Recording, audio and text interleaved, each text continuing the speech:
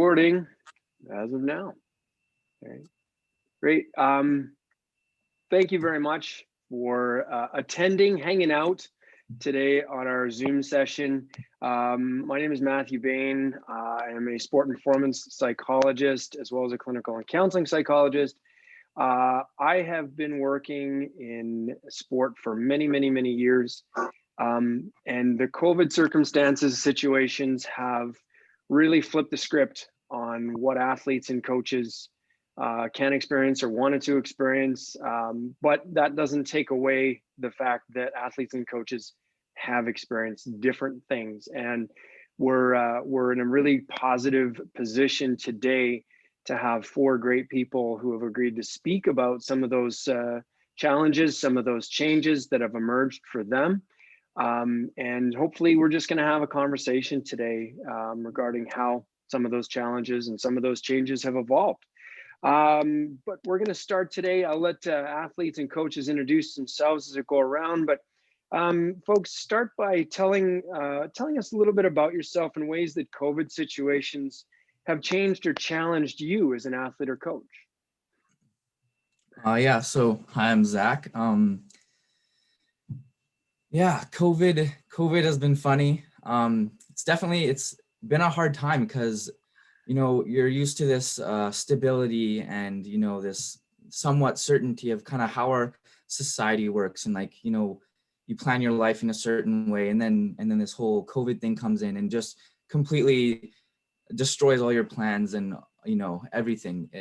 So it's been really tough. I think some of the hardest things have been the uncertainty with our seasons and if they're happening or not. How long can we wait waiting for a yes or no answer? Because, you have life and you have your goals outside of sports that you're trying to achieve as well. So, it's been really tough in that way, and the uncertainty and the lack of stability that there's been throughout COVID. So that's probably one of the biggest challenges for me is just, not knowing what's coming next. Because, I like to think of myself as kind of a planner. I like to have things laid out so I can, follow it to a T. And then, with COVID, you can't do that. You got to roll with the punches. So that's been really frustrating. And, just as a person too, just with just everyday life things, such as trying to, maybe fix a problem with your bank card. I call in to try to, get the problem fixed because it's COVID and you don't want to go in. And then they tell me I have to get a code to call into the bank. And it's just kind of all these weird things that are coming with COVID that are just kind of throwing you left and right, so unexpectedly. So, it's been really tough to try to stay positive and just work with COVID because it's just so, there's so much uncertainty and so many problems that come with it. So. Mm-hmm. Yeah. Well said, Zach. Well said. Solid, Renach. So my name's Troy. I'm from Winnipeg, Manitoba. So COVID's kind of been like a hot spot in our area for a while. It's slowly starting to go down. We've been for me, it's same for me. It's I want structure. I want to know the yes or no answer pretty quick. And I just want to know if the season's gonna happen or not, so I could figure out what I want to work on as my goals too. And it's kind of hard to do that when gyms are closed. You can't go out and see your teammates or your people you're training with for the season to come.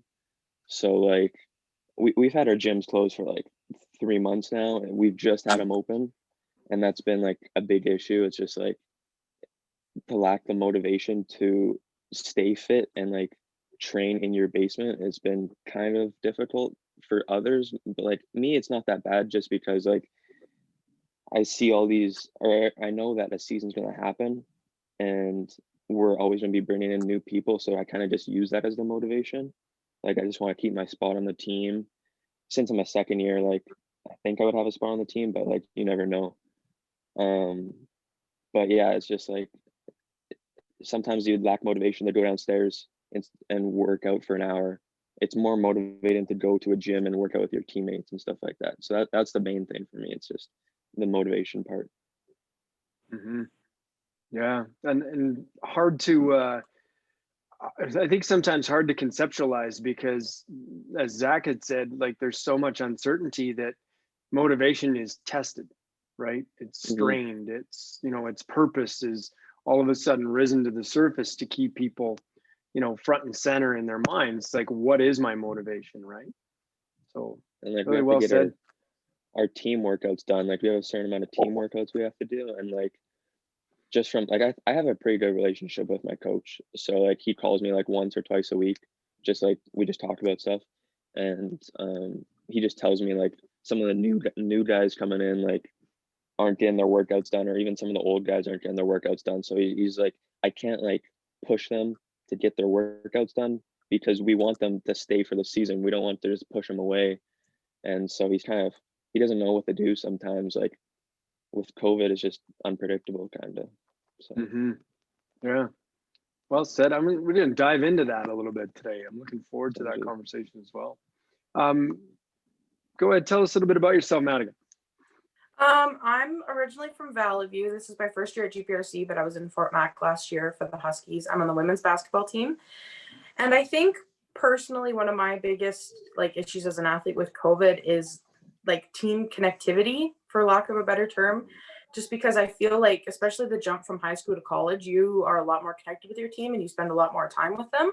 And the fact that I haven't met about half of my teammates is really difficult for me personally, just because that's such a huge part of sport, especially when you're at that college level. And I think it's hard to communicate, and there's like almost like a barrier between me and my teammates. Even some of the girls that I played with before, it's not a struggle, but it definitely is more difficult to try and get on the same page.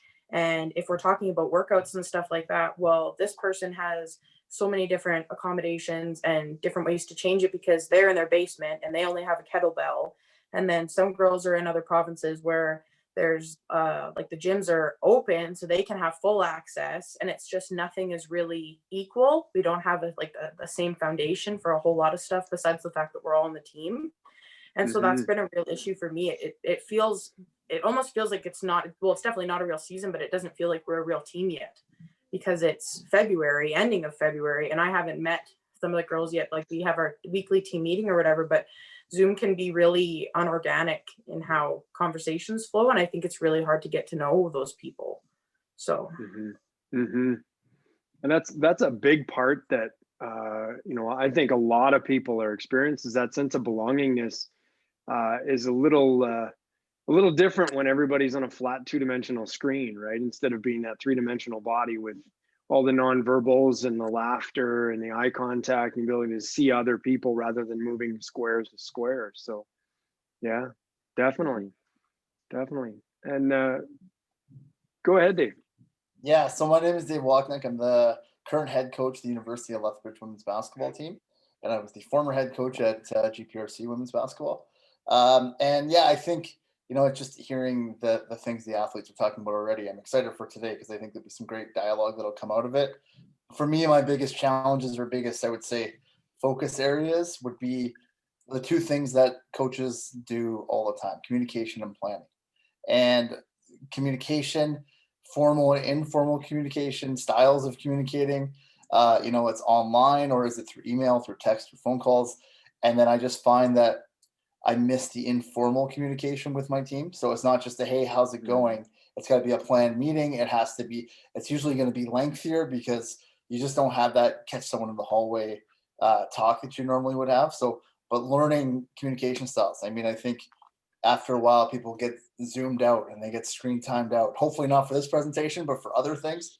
But I think you have to find different ways to communicate. And then the planning part of it is, as a leader of a program, as some of these athletes are talking about with their coaches, you're wanting to resolve issues, you're wanting to plan, you're wanting to put things in place so athletes know where you're going, but you yourself don't know where you're going.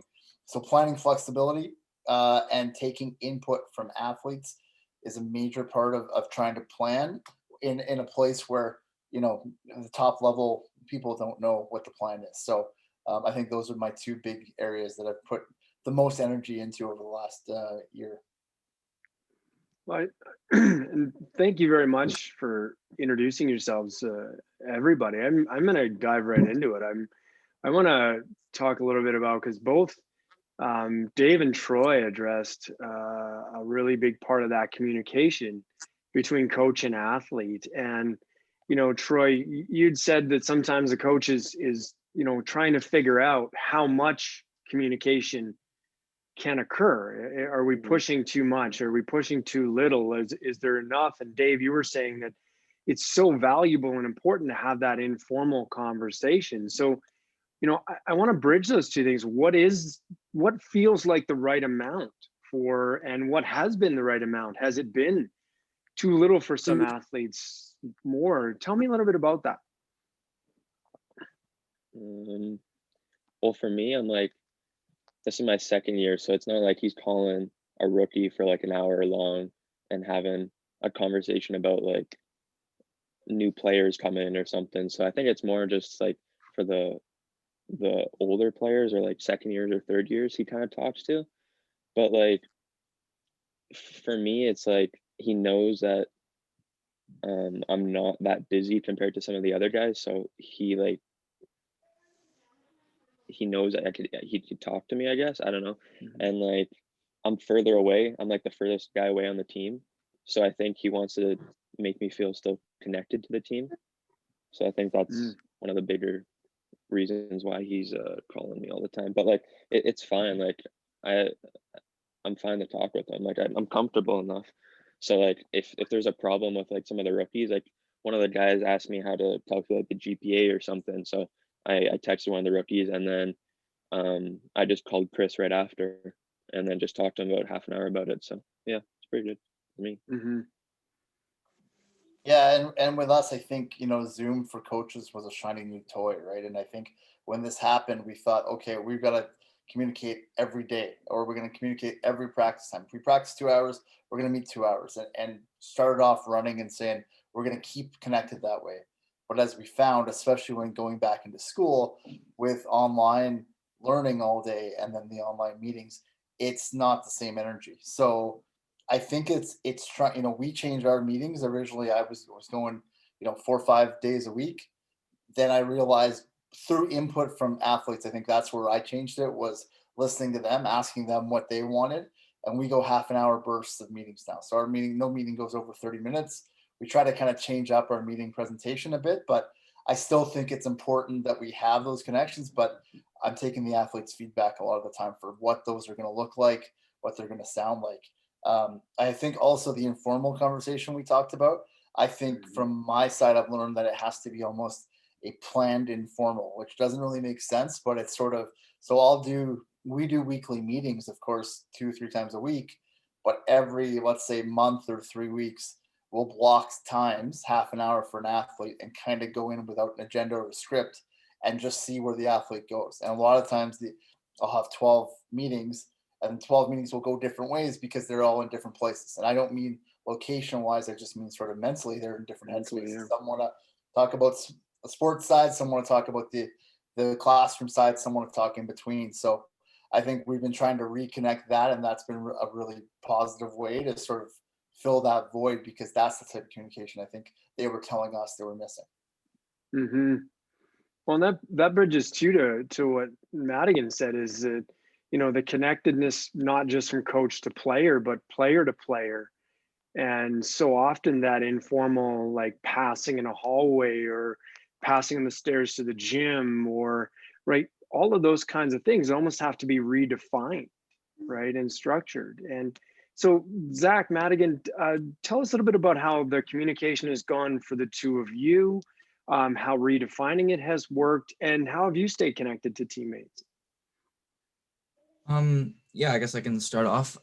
So yeah, it's been hard not being able to see the team very much with COVID, because you know there's some guys that are even moving on next year, and you know there's some guys that have come in that I haven't even met yet. So it's kind of like there's this almost new team that I don't know. Like I knew the team that I was with in first year, because you know some guys are gone, and you know it's just really unfortunate because there's some guys I like created really good bonds with, yet you know I might not see like very often or ever again possibly. So you know that's been pretty hard for me to take that in. And yeah, not being able to, you know, physically be there with like those guys that you met the previous years and that you were excited to go and be with again and hang out with and practice with and play with. So yeah, it's been very tough not being able to have that connection in person with those people. I would say that the women's basketball coach, Bill, he's done a really, really good job of kind of keeping our meeting agenda and how we address things fluid. And we changed lots. Like this summer, he split us into pods and we had our own little group, and that's who we associated with, just so that it's kind of smaller. It's easier to get to know 3 or 4 people consistently every week than the whole team. So that was nice. And then we're currently doing some partner work right now, which is good because he did a good job of pairing us up. The girl that I'm partners with, I've talked to maybe twice. I saw her play last year when I was in Fort Mac from a different team, and that's completely different when you're watching from an opposing team standpoint compared to, okay, now you're on the team. You guys need to figure out how to be sisters, essentially. It's hard. It's really difficult. But Bill's he's done a great job. We've changed lots. Our meetings are never the exact same. We have different lengths. We talk about different things. We go around the horn, and sometimes it's personal stuff, or training stuff, team stuff, and it's been, as for what you can have access to right now, it's been about as good as it can get, I want to say. And as good as it can get, almost, I'm gonna take that a little bit and move it back to the other conversation of what do we control when it comes to and all of you have mentioned this, the unknown, right? That unknown of, okay, is the season going to happen? Is the practice going to happen? Am I moving?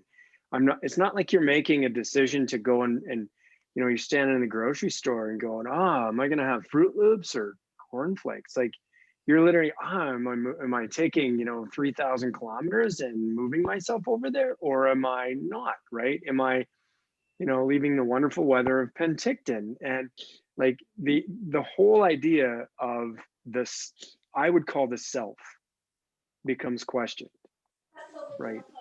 As I'm an athlete, I'm a post-secondary student, I'm a teammate, I'm trying to form these relationships. I'm connected to my coach, and then whoop, all of a sudden it's just like, okay, you can't do those things just yet, but we'll tell you when.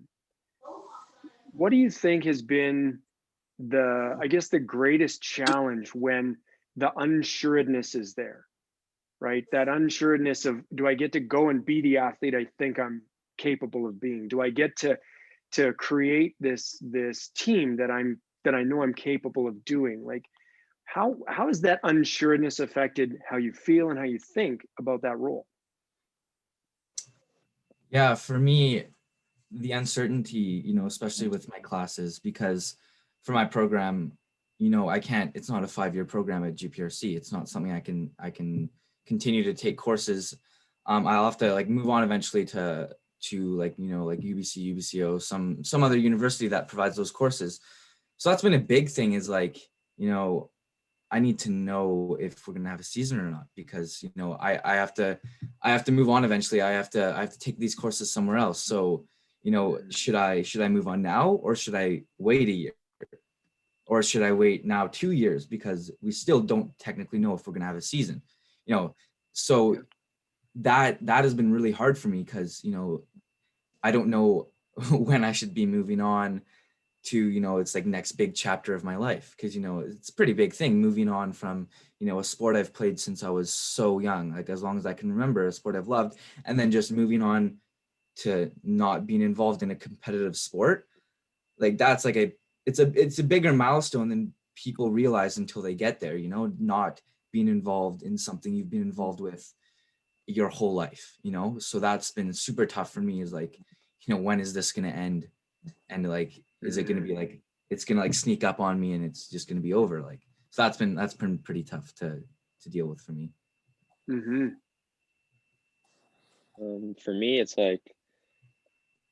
we're doing all this training, but when are we going to show it to our coaches and everyone else? Is all the training kind of worth it? We're doing have to do 5 workouts a week plus more if you want to be a starter or just a better player in general. So just doing all the work and then like having nothing to show for it, kind of like you're training like every day and then you don't play a game or anything for like I haven't for like almost a year now, like a college game. So I'm just like, is it always worth it sometimes? But hopefully in the next year we'll be able to play. So that's mainly mine. The big one for me was when I was in Fort Mac last year. I was actually out on injury, and I was out all year, and it was really, really difficult for me because I've been playing basketball my whole life. Like my first pair of shoes were baby Nikes. So it was hard to wrap my head around of the fact that you go to every practice every day and you're there every day and you watch everything happen, but you can't participate. And that was a struggle. And then as soon as I was cleared from that injury, that's when COVID hit.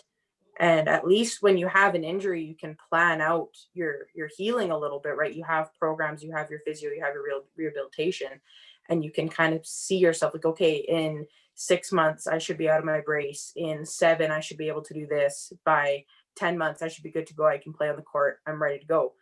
And then COVID hit, and now there's no plan. And I really struggle with that. I like plans. I like to know how everything's going to lay out. I like my timelines. And I finally finished my timeline that I was struggling with. And then COVID came, and now I'm waiting. And I don't know. And that's really hard for me because, like I've said, I've been playing basketball for forever. And I think as athletes, we develop sport as a huge part of our identity, even if maybe like more so than we should, because comes like now, and lots of players are really, really struggling with the mental side of it. Like, what do I do? There's this huge portion of my life that's completely gone, and trying to find substitutes for it, to try and fill in the gap a little bit is a little difficult.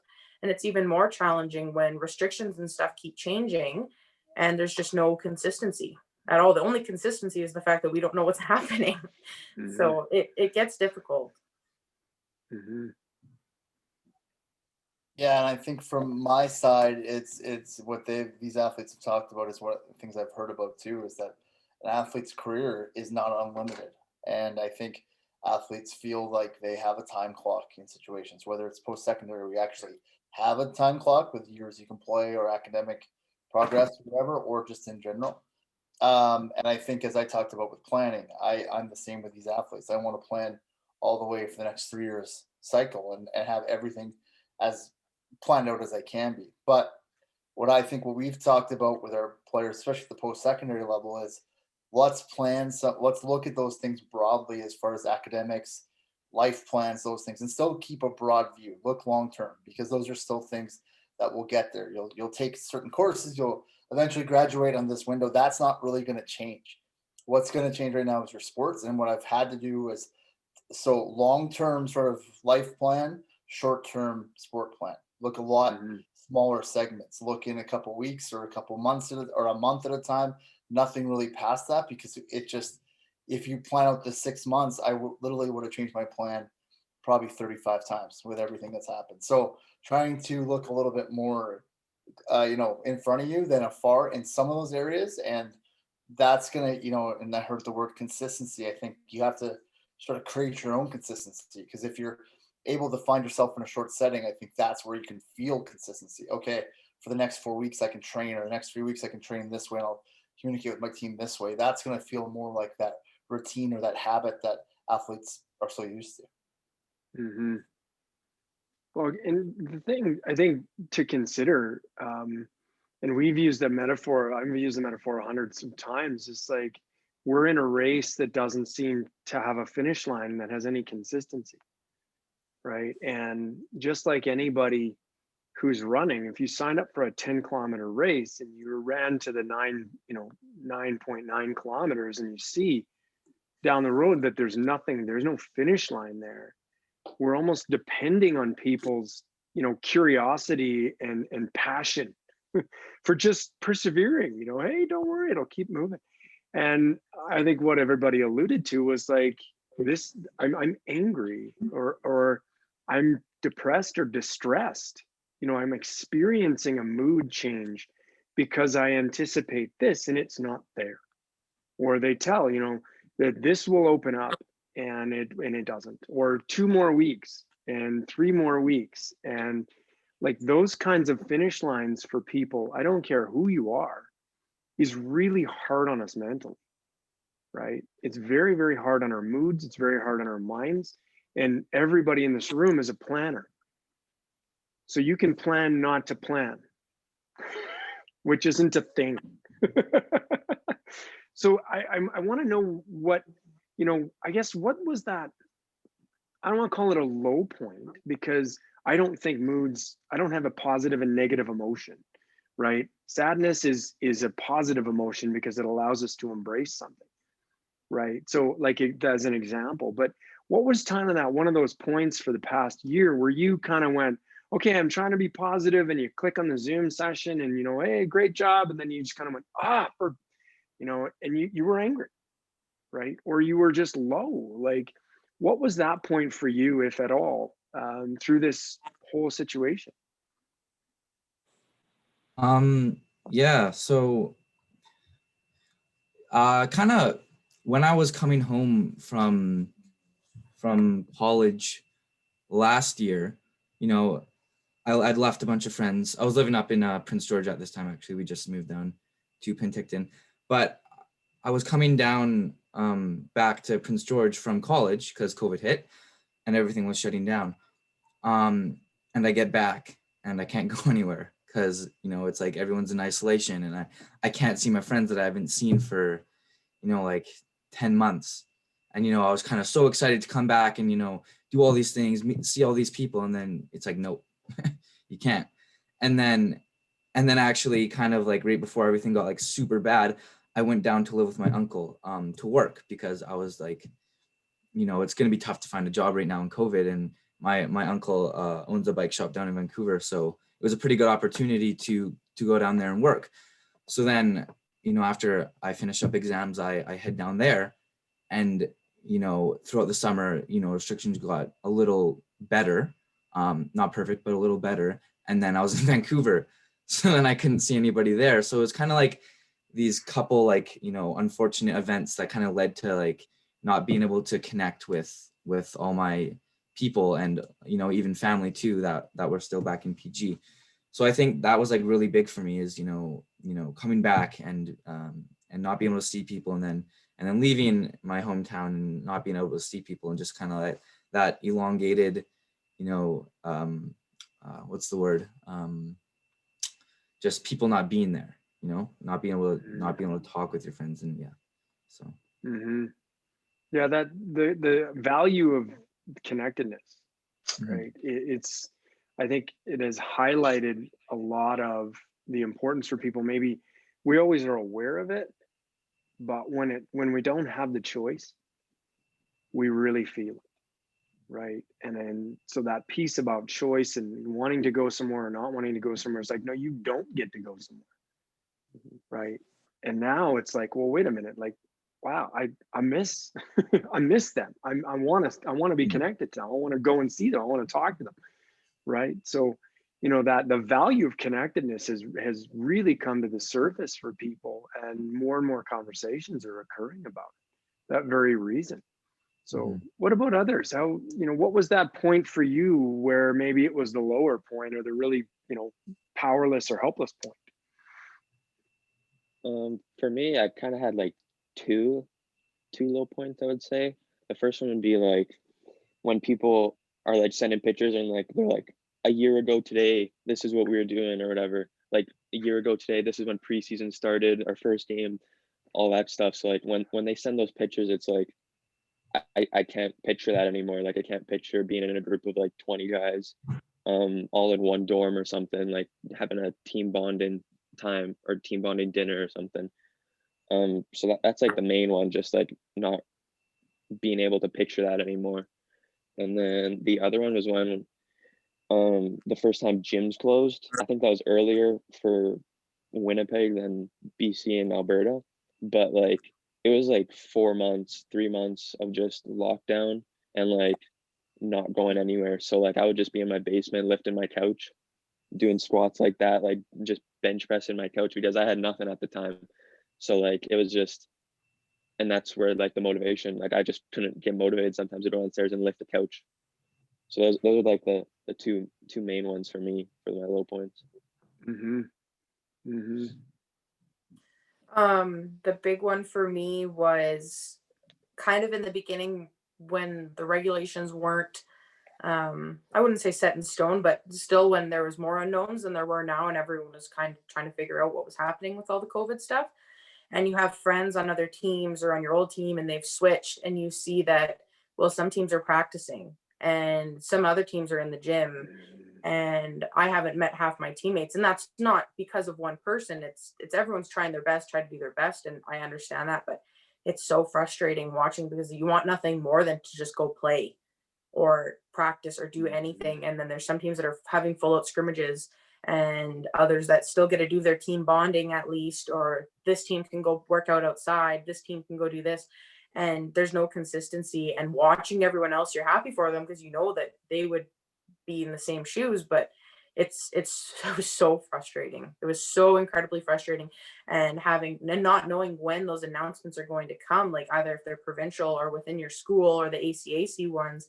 That was probably the worst point for me, I think.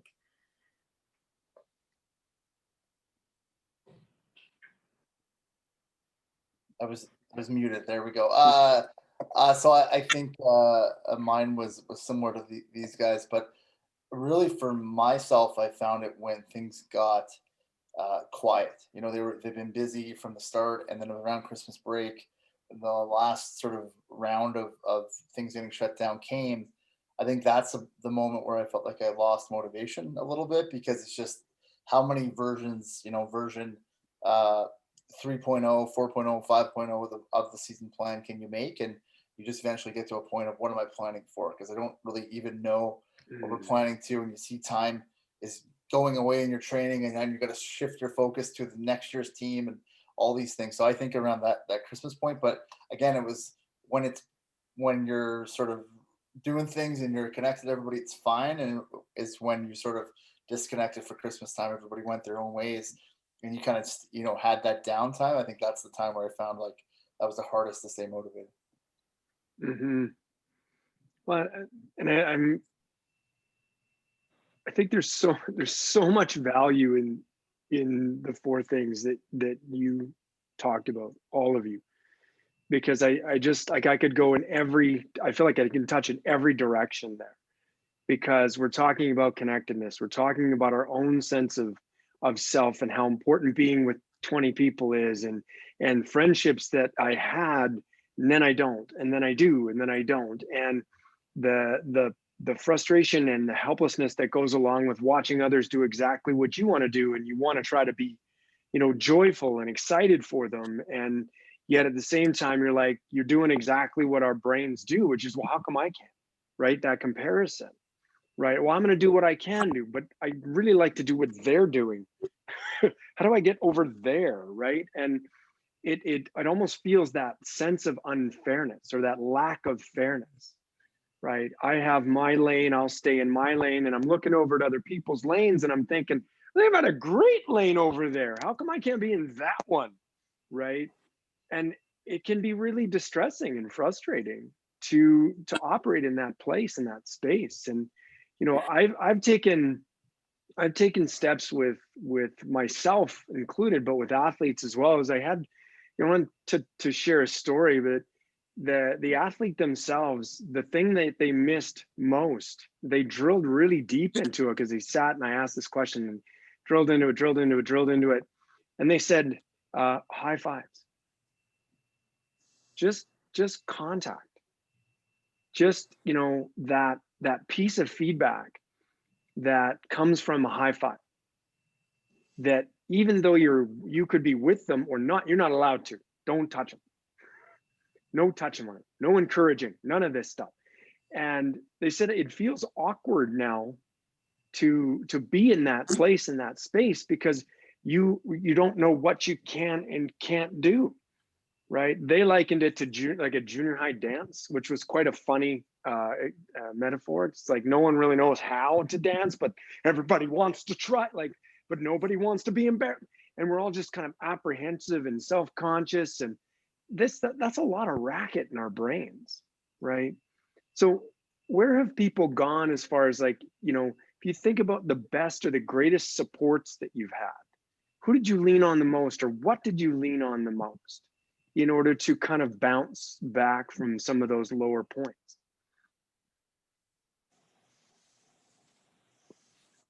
Yeah, I guess a big one would be my parents, just and my family. Actually, I have a big family. There's 8 of us, so there's a lot of them to talk to. But my family, just the fact that I can be open with them and talk to them about how I'm doing and where I'm at mentally, I think is just super helpful. Having a supportive family, because when you're feeling bad, they're always they're always gonna be there for you to talk to them. So I think I'm really fortunate that I have lots of people to talk to and lots of people to comfort me.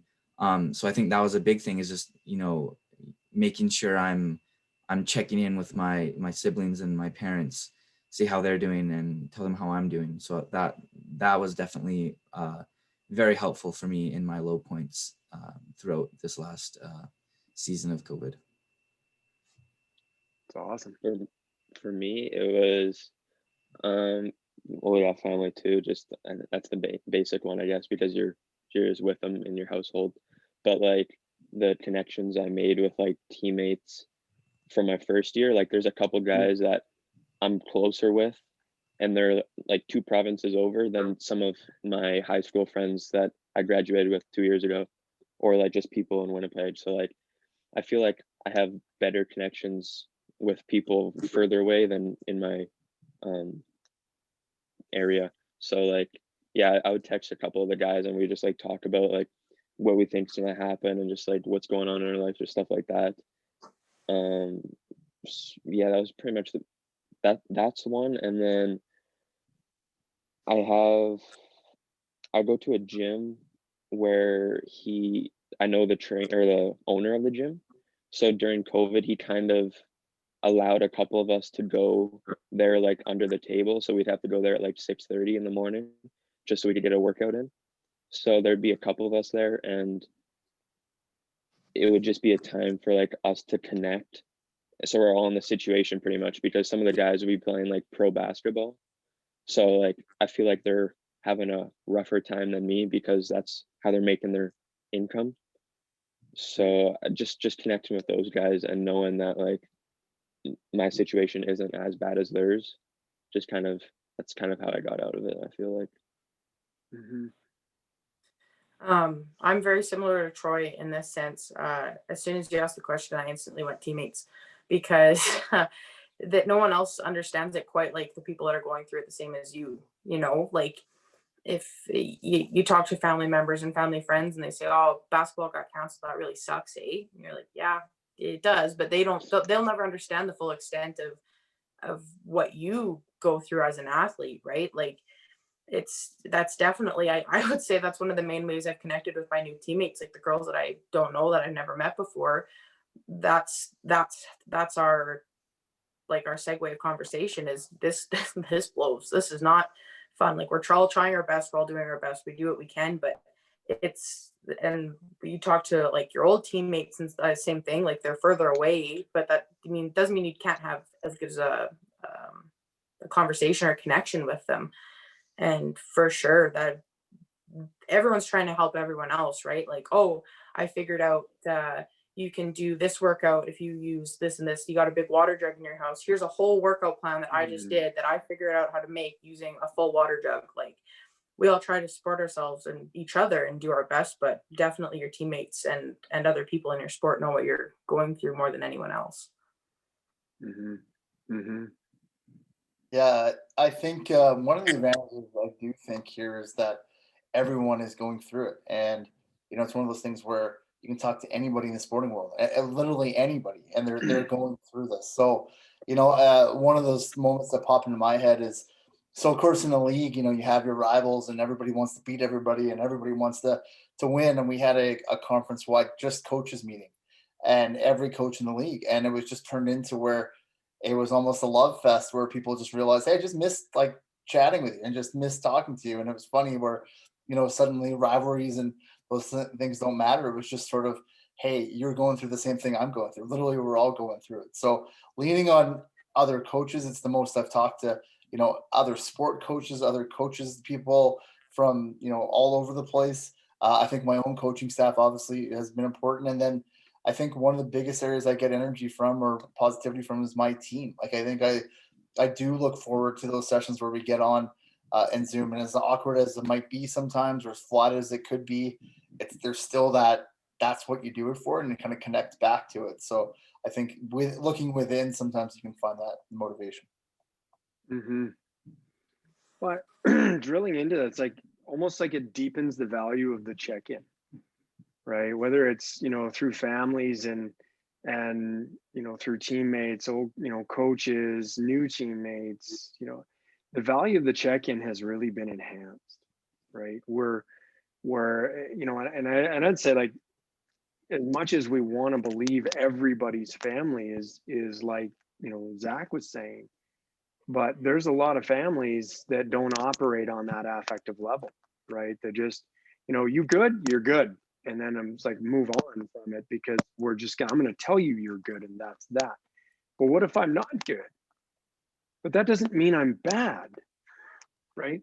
It's not a negative to have those feelings that we were just talking about. It's not a negative to experience some sense of removal or misplaced frustration or anger or a distress.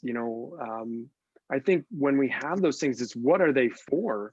Means that I'm honest, that I'm authentic, that when family does check in, it deepens that. When teammates are checking in, it deepens that, right? Coaches are checking in. It's not just about, are you training? Yes, no. If you're not training, let's pick it up. It's what's going on for you. And that's a totally different thing, right? You got Troy doing his whole YouTube page for couch lifting. And I'm pretty sure, like, we're going to see that, and then Madigan and Troy are going to connect in some way, and the water bottle lifts. But we're all doing the same thing. I had my son, he's 3.5, and I had the whole Casey fit. I'd have him up in the air, and I'd be doing, swings and stuff. And my older son, so I got to bridge up, less reps, more weight. So I got my older son, he's 55 pounds. And so we got above shoulder press. We got to have fun, because I'm the same way. Like, my kids, hey, can we go and do this? No. Hey, can we go do this? No. Hey, we can go to the pool. Nope. Like, they felt it. They're like, okay, we can't do anything. And we, the germ. And my 3.5-year-old, he literally said to the words, fucking germ. Like, he's wandered by me one day, and I'm like, oh, whoa, whoa, whoa, whoa, whoa. And I stopped for a second. Like, number one, where did you get that word? But number two, I kind of agree with you. Like, yeah, we're frustrated, but what do we get to do with that energy? And that value of the check-in comes organically now, right? We all see it. We're all standing on the same fence. We can be really angry at it, hate it, defy it. I'm over it. I'm not over it. I need to be safe. I don't want to be safe. I don't care. I do care. But 100% of people are affected by it. Like Dave said, everybody's affected by it. And when you have that understanding and that empathy of, like, how you're affected by it, though, that's a story of one, right? That's a study of one, and really wanting to understand that. Okay. So I want to kind of segue into that discussion is, what's gonna be your story for how this athletic season helped shape you, how this athletic season has been a part of that identity, how it's been a part of that identity. How is it shaping you, or currently shaping you, or how has it shaped you?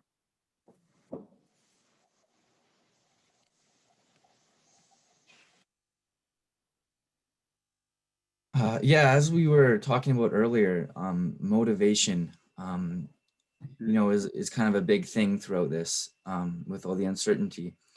So I think something COVID brought out is, it tests your motivation, like you said, like, how much do you really care about, you know, the sport you're in right now? How much do you really care about the courses you're taking and about the academic goals you have to stay motivated, and really, you know, work your hardest to picture that end goal, and you know, like how much do you love what you're doing right now to be able to stay in it throughout these times? So I think that's like a big thing for me, that has identified who I am throughout COVID, is just, you know, staying on top of training and staying on top of your courses. Like, how much do you really love what you're doing?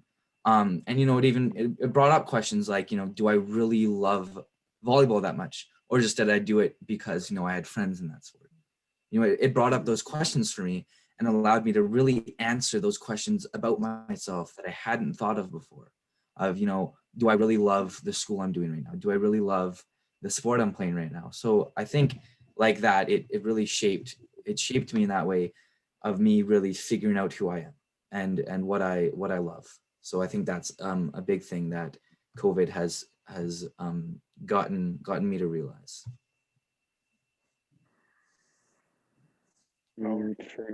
For me, it's yeah, the dedication part, like how much you care about your sport, because most of us are getting scholarships, getting our school paid for, stuff like that.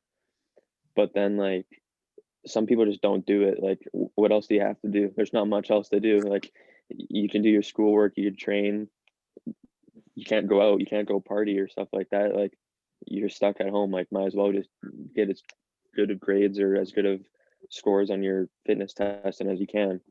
And like another one would be like just focusing on like what you struggle on. Like right now, like if you struggle on a certain exercise or like a certain course, this is the time to get better at it, because like you got nothing else to do. Like if you're like weak in one side of your like right leg or something, then just focus on that. Like this is the time to improve yourself for your sport. For me, it's almost comical in the sense that I can't believe how much I complained last year, and I really had nothing to complain about. Like, oh my God, we're going back to the gym for the 4th time today for our team meeting. And I'm like, I would love to hang out with more than 2 people in like closer than 30 feet apart. Like, oh, that would be so awesome. And it kind of makes me think of, you hear older people and they're like, oh, well, back in my day, we had it way harder. We had it way more. And all I can think of is in the next, hopefully in the next 3 years, if COVID dies down a little bit, and you have new kids coming into play and you're on the same team as them and they're complaining, you have nothing to complain about. You stop complaining. Back in my days when we had COVID, it was way worse. So don't you freaking dare. But it definitely is a perseverance thing for sure. And realizing the little things like when you're overcoming those challenges, the unprecedented challenges, the weird ones from COVID and not seeing your team and stuff like that, when you figure out a way to get through it, you're like, okay, that was pretty cool, because I figured out that by myself.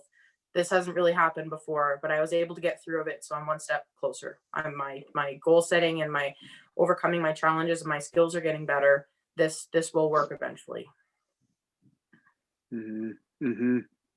Yeah, I think this is one that I think it's a good one to reflect on, because there's a lot of positives that come from it. And I think for me, just prioritizing what's important, and like I talked about before, communication, planning, feedback in planning, those things, they need to stay, and they were important during this. I want them to stay going forward. So prioritizing, it helped me really see, when you stripped it all down and adversity sort of came, what are the most important things. So seeing that clearly.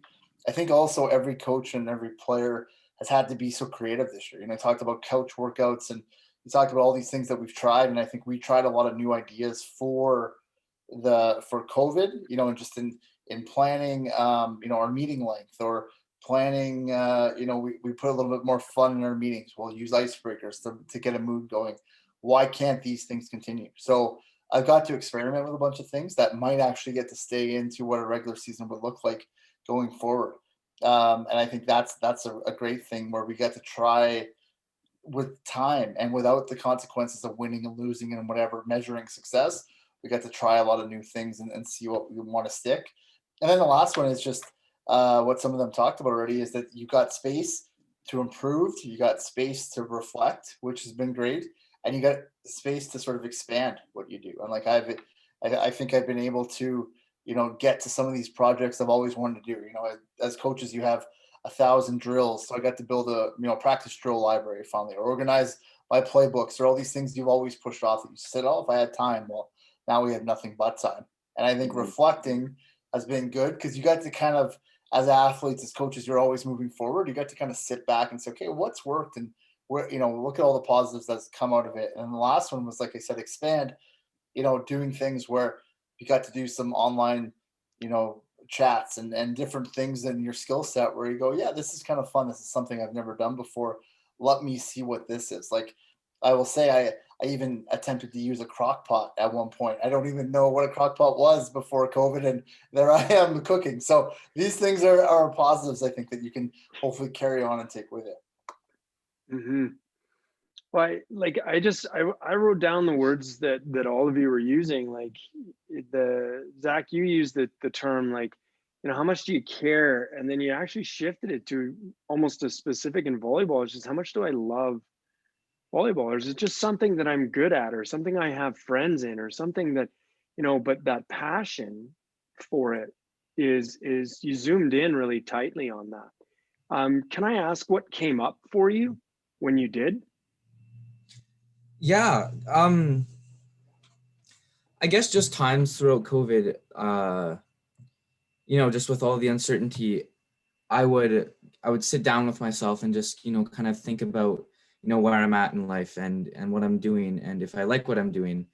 So there was times where I thought, how much do I love volleyball? Do I love volleyball enough to stick with it through COVID? Or should I just be like, okay, let's move on. Let's go to a different school. Let's start focusing on my education. But, like, obviously I'm still on the team. So I concluded with, yeah, I do. I really do love volleyball that much. I love it enough to stick through COVID with it. So I think that just, it helped me, be like, find that I do have passion in it and that I do really enjoy what I'm doing. So, it just helped me identify who I am as a person. It's really cool to hear that it wasn't a second guessing question. It was a reflective question. Yeah. Right. So often we get afraid of, like, if I have doubts, like, that's a doubt. It's not a doubt. It's a reflection. And it's the ability to zoom out or step back and say, I can really look at what it is that I feel for this, what it is that I experience for this, and then dial it back in and go, confirmed. If it isn't confirmed, then you've really done some good inner work that allows you to confidently go in another direction. That's just good decision-making skills in my head, right? And to have given yourself that, almost like, I'd call it a gift, right? To give yourself that gift and to go, you know what? No, my conviction is for this. I move forward. And now there's no questions, right? And in moving forward and committing to training. So it really does foster the importance of, like, getting up and training the next morning isn't for training, it's for you, right? It's for that commitment and dedication to loving yourself in what you do, right? And Madigan, you talked about that I don't want to throw myself under the bus here, as it back in my day, but because I'm old, but you're right. You've already got this, like, this gratitude thing of, like, I don't think I'm ever going to complain about, well, we can't tell ourselves we will or won't, but we were certainly grateful for things that we can see. So when you started to kind of mine in and dive into the gratitude of the 4 times in the gym, what was the emotion? What was the mood like when you started to kind of shave off a few of those layers and look at your experiences? I think part of it for sure was taking for granted the ease of working out, especially as an athlete living on campus. Like, I lived in residence last year, and it was a 2-minute walk to the gym, and you could go pretty much anytime you wanted and hone in on your skills, or you go with a teammate. And that's another part of it too, is your team bonding. Like, it makes it that much easier also. And it's definitely you're right. It's gratitude with everything now. Like, oh, I have enough space. I can do this much workout now. That's awesome, because at the other house I couldn't, or it's really hard right now with the snow. You can't really go out and shoot anywhere, and there's no hoops open. But I can go work on my hand eye with this and this and this. And so it's more just it's that like the gratitude of like I'm overcoming my challenges, and it's difficult, and it's hard, but it feels more rewarding almost than just going to the gym before. Whereas before, you go into the gym, you do your workout and you leave, and you're like, okay, yeah, that was good, I did a good workout, I pushed myself hard. And now it's you have to find your resources to do it. Where are you going to do it?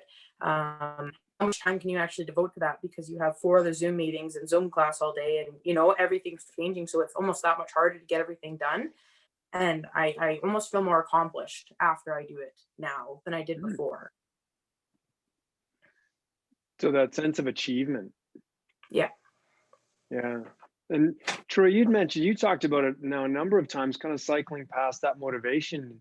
You chose dedication this time, and dedicating oneself to the craft, dedicating oneself to maybe the physical, I don't call them weaknesses, I mean less than strengths, areas of your game, or areas of your study, or areas of your your performance. Were there times that you felt more or less pressure, or did you feel like the pressure was off and that allowed you to strengthen the dedication that you could demonstrate for those areas? I don't think there's that much pressure, just because like it's kind of just unknown of what's going to happen so far. So I think like I have lots of time to work on what I need to work on, just mainly for the sport specific aspect of it. But like, yeah, I don't think there's much pressure at all, really. So So just able to kind of strengthen the idea of dedication in your life. yeah, it's just, I don't know how to explain it. Yeah, I don't. Sorry, I don't know how to explain it. Others maybe having heard Troy's sentiments, thinking maybe help him out a little bit with possibly how he's thinking or feeling.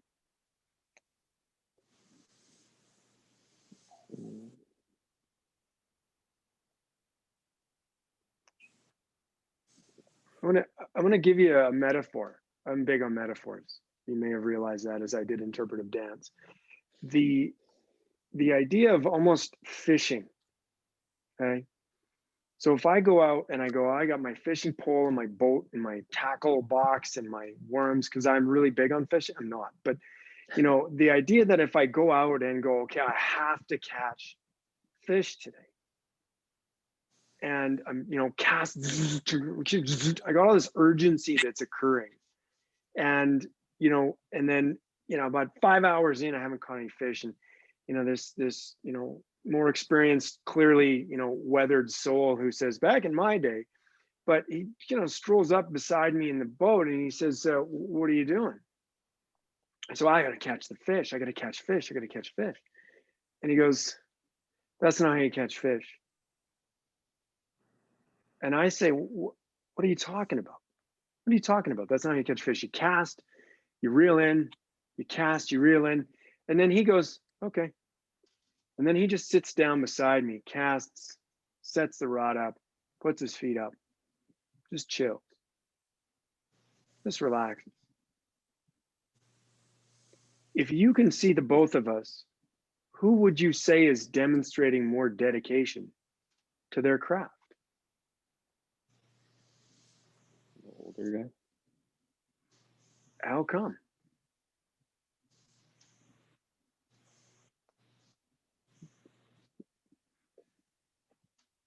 Because he's not in a rush to get the best performance out of, or get the best out of catching the fish or whatever. Like he's not rushing it.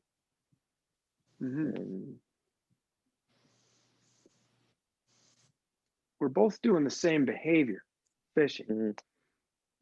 I'm putting a ton of pressure on myself to make sure that I maximize my opportunity in this moment, and I'm missing something, right?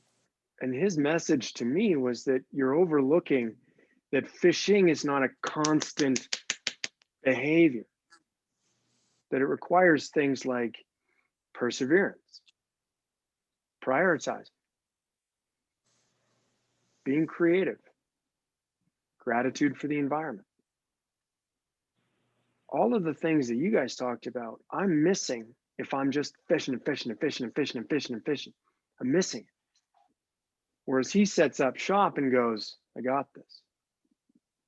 And the idea that we could be patient enough to see all the things that you four have mentioned, that we can maximize the gray in between the so to speak black and white of COVID, and maximizing that gray to better dedicate myself, reflect to myself, and seek an answer, to impart some of that knowledge on other athletes as a coach, but also to take it on as a coach and step back and connect to people maybe without that time, right? As a result, an athlete starts to take these things and go, you know what, I'm bringing this back when I am playing again, when I'm performing again. Because you have them, you started to cultivate the awareness of them. And I don't hear anybody going forward without them, right? That skill of reflection, the idea of dedication, the check-in. Am I passionate for this, right? The gratitude for the opportunity as it's presented, rather than feeling like it's imposed on me. I got to go back and do it again. And like, those are going to be really valuable skills moving forward. How do you help other athletes who may be the zzz, zzz, zzz person in that fishing metaphor understand what you're talking about here? What would be some ways that you can connect those two? What do you think some ways would be?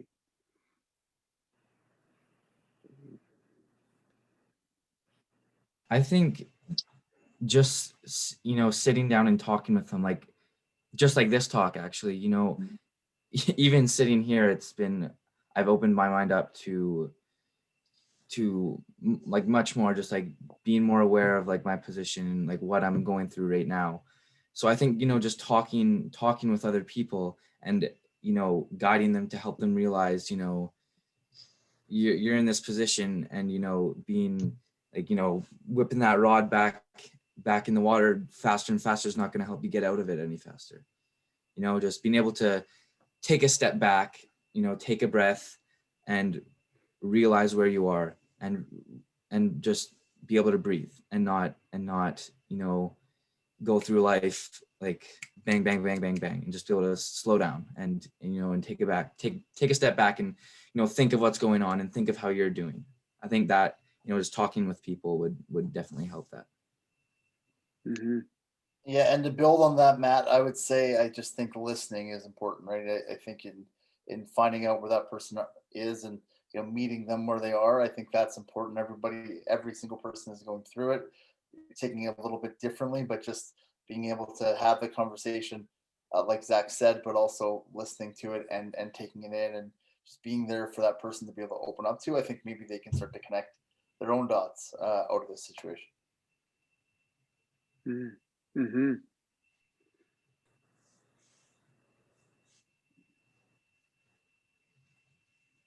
I feel like Any some thoughts? of the like in that metaphor that you used, the older guy kind of knew what he was doing and kind of just sat back and relaxed. So it's kind of like with our workouts, I feel like some of the rookies don't really know how much the workouts could benefit you during the season, because they just haven't done it, or haven't done it in like a team setting. Because like our trainer Jamie, she reached out to me the other day just saying like, thanks for being like the only one for really doing like all the workouts on your team. And then I just kind of said back to her like, everyone else doesn't really know how much these workouts are going to benefit you during the season because you're a certified personal trainer, and I assure you, I assume you know what you're doing, and it will help us in the season. So I just like kind of let the rookies should know, like, just take some advice from the people that are doing it for like 2 or 3 years. They might know a couple more tips on how to get better during the season. Mm-hmm. Mm-hmm. This is sorry. This is Okay. a hard one for me because naturally when well, I'm a lead by example sort of person, and I took your metaphor as almost like in a practice sense, and in the hypothetical world that we all come back from COVID and we get back in the gym in the first day in your gym, and you're like, oh well, I've planned this, and this. I'm going to do all this stuff as soon as we get back, and especially as a rookie, like everyone's excited, but they're excited without experience. So excitement is great, and keeping optimistic is fantastic, but it's not always reasonable. And so to come back in this hypothetical gym and be like, yeah, that's great, but it's not gonna work. Like, I understand where you're coming from. That's fantastic, but you can't do 8 workouts a day and do 2 yoga sessions and so, but it's just not realistic, you know? And that's and other things too, like in practice with drills and stuff. And it's definitely a lead by example sort of thing in person. Like, you watch, I do, that sort of thing, right? And you can't do that now. And so like the situation that you propose is something that I'm struggling right now personally with. Just like I said, I don't know my teammates. I don't understand how our team systems work. I'm slowly learning our team's culture, but that's something you have to really immerse yourself in, and it's hard to. So this whole situation is something that I've been struggling a lot with. Mm-hmm. Dave, can I pose to you as a coach, hearing the feedback from the 3 athletes, what sort of impetus do you demonstrate as a coach that, that finish line presents itself, bang, but hearing the voices of the athletes, how does a coach plan some of that space to ensure, like you said, or my leaders can do this, my, athletes coming in, I create or cultivate some space for athletes to check in. What comes up for you as far as a planner goes to create that culture? Yeah, so I think a couple things. I think I realize how important the athletes' voices are to other athletes.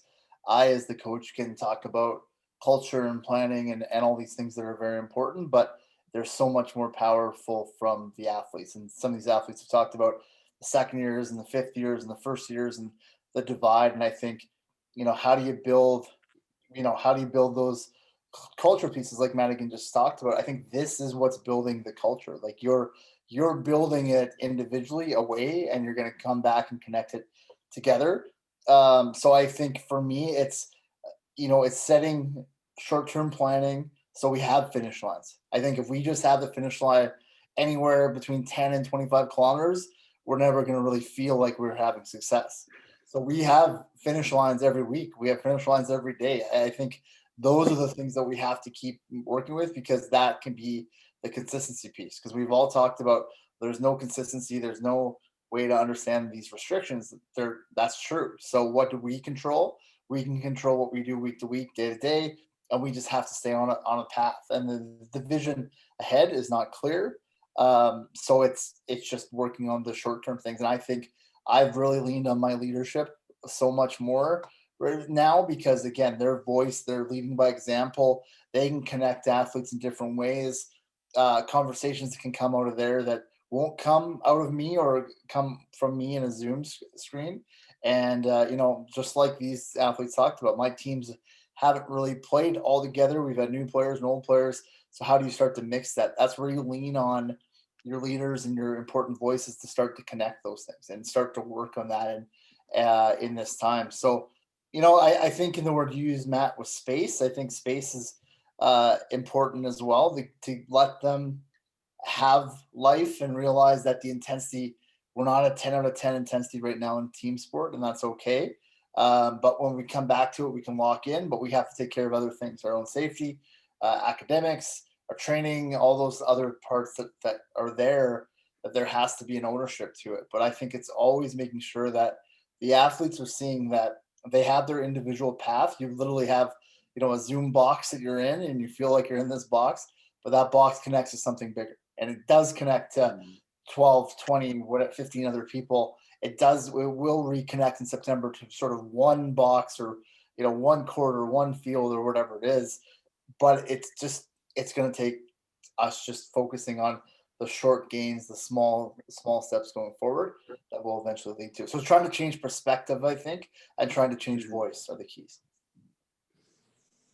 So I think that's important. Like I heard, you're to prioritize the person, and also because that person first is a peer of other people, is connecting leadership to those people, and kind of fostering the connectedness, whether it's formal or informal, is really important regardless of COVID.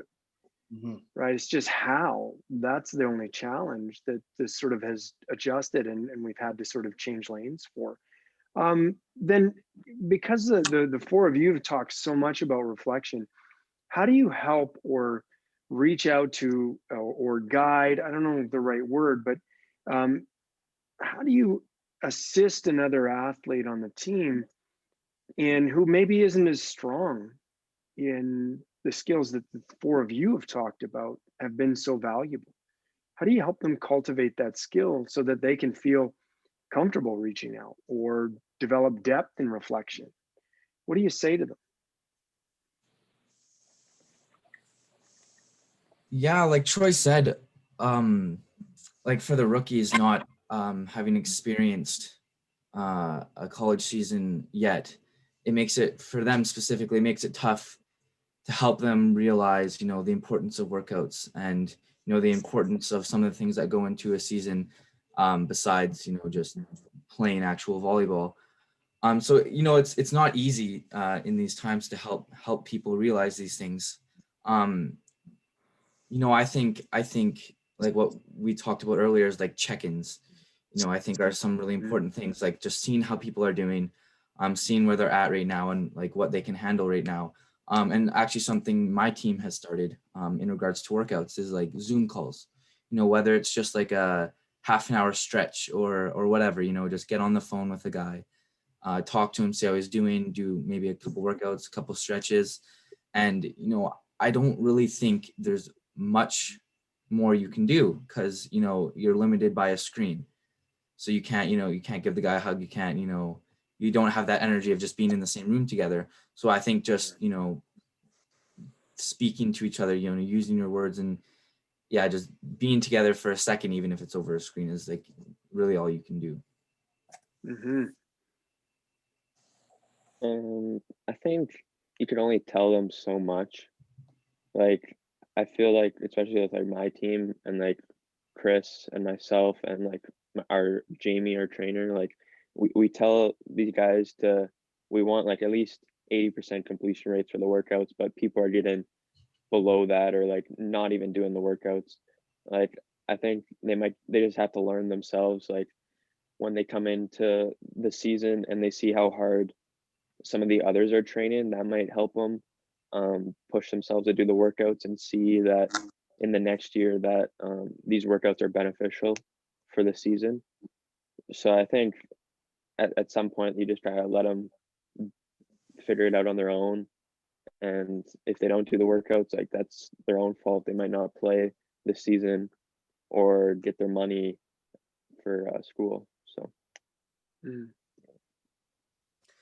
I think that there's two ways that I would take this. I think that we use rookies as an example, and I think there's helping rookies in a more general sense, just as like a more experienced person on the team helping you out. Like, I know my first year when I came in, I had a lot of anxiety just about trying to fit into the new team dynamic. Because like I've said, college and high school are very different. And so there's little things like you give inside information and say, if you do this and this before your workout, you're going to feel less tired. You won't have to stress so much. Why don't you try doing this? This person is like this, and stuff like that. It helps you feel more prepared almost. But then there's the other side of it, which is helping out rookies in a COVID situation. And it's hard because we don't have as much experience to give. right? Like everyone's figuring it out on their own. You have the team experience, maybe you've been on the team, maybe your fourth year, but you're pretty much just as lost as everyone else. You understand the value of workouts and stuff more, but not all the other COVID things. Like it's really difficult. So I think what we've done is we have a weekly Zoom stretching session. So lots of the people that are in physio, we do our physio stretches and stuff like that. And anybody can join. You come and just kind of check in on your teammates and see what's up.